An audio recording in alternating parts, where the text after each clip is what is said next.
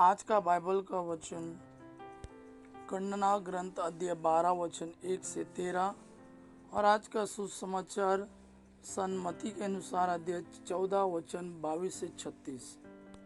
गणना ग्रंथ अध्याय 12 वचन 1 से 13। मूसा ने एक इथोपिया स्त्री से विवाह किया था। इस इथोपियाई पत्नी के कारण मिरियम और हारून मूसा की निंदा करने लगे। उन्होंने कहा, क्या प्रभु केवल मूसा के द्वारा बोला है? क्या वह हमारे द्वारा भी नहीं बोला है? प्रभु ने यह सुना।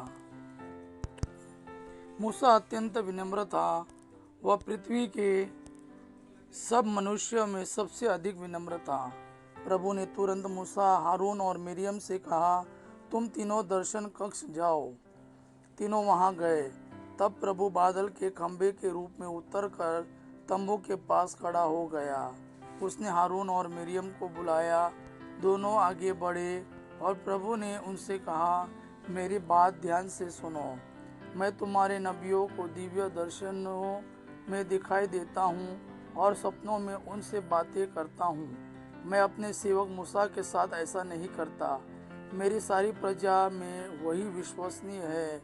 मैं उसे पहेली नहीं बुझाता, बल्कि आमने सामने स्पष्ट रूप से बातें करता हूँ। वह प्रभु का स्वरूप देखता है।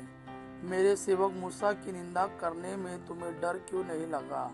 प्रभु का क्रोध उन पर भड़क उठा और वह उन्हें छोड़कर चला गया।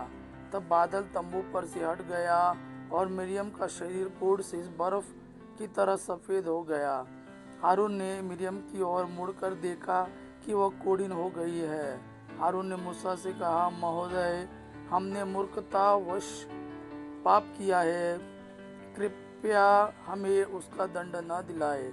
मिरियम को उस मृतजात शिशु के सदृश न रहने दे, जिसका शरीर जन्म के समय आधा गला हुआ है। मूसा ने यह कहते हुए प्रभु से प्रार्थना की, ईश्वर, इसका रोग दूर करने की कृपा कर। आज का सुसमाचार सन्मति के अनुसार अध्याय 14 वचन 22 से 36। इसके तुरंत बाद ईसा ने अपने शिष्यों को इसके लिए बाध्य किया कि वे नाव पर चढ़कर उनसे पहले उस पार चले जाए।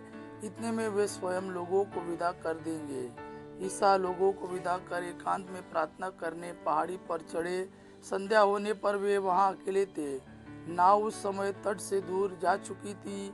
वह लहरों से डगमगा रही थी, क्योंकि वायु प्रतिकूल थी। रात के चौथे पहर ईसा समुद्र पर चलते हुए शिष्यों की ओर आए। जब उन्होंने ईसा को समुद्र पर चलते हुए देखा तो वे बहुत घबरा गए और यह कहते हुए यह कोई प्रेत है, डर के मारे चिल्ला उठे। ईसा ने तुरंत उनसे कहा, ढारस रखो, मैं ही हूँ, डरो मत। ईसा ने तुरंत उनसे कहा, ढारस रखो, मैं ही हूँ, डरो मत। पेतरुस ने उत्तर दिया, प्रभु, यदि आप ही है तो मुझे पानी पर अपने पास आने की आज्ञा दीजिए। ईसा ने कहा, आ जाओ। पेतरुस नाव से उतरा और पानी पर चलते हुए ईसा की ओर बढ़ा, किंतु वह प्रचंड वायु देखकर डर गया और जब डूबने लगा तो चिल्ला उठा, प्रभु, मुझे बचाइए। ईसा ने तुरंत हाथ बढ़ाकर उसे थाम लिया और कहा, अल्पविश्वासी, तुम्हें संदेह क्यों हुआ? वे नाव पर चढ़े और वायु थम गई।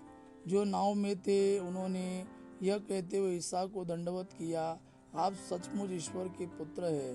वे पार उतरकर गेनेसरेत पहुंचे। वहां के लोगों ने ईसा को पहचान लिया और आसपास के गांवों में इसकी खबर फैला दी।